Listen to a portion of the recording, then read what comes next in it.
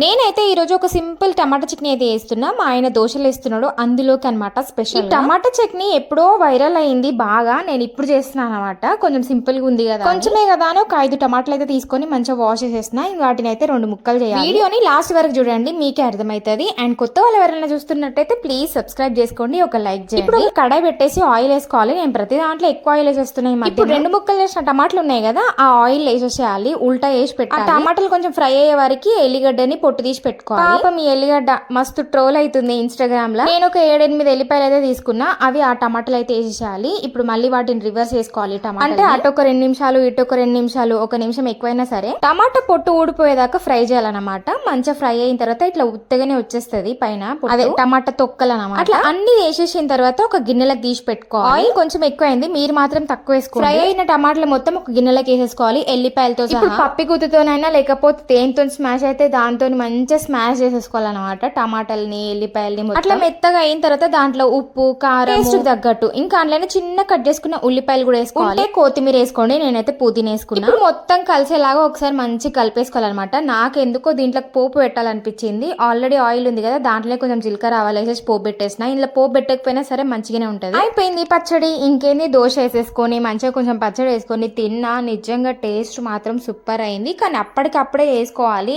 ఇంకో రోజుకి మాత్రం అస్సలు ఉండదు, ఖరాబ్ అయిపోతుంది. బాగుంది టేస్ట్. మీరు కూడా ట్రై చేస్తున్నారా? ఒకవేళ ట్రై చేయకపోతే ట్రై చేయండి. ట్రై చేసిన వాళ్ళు ఎట్లా వచ్చిందో కమెంట్ చేయండి.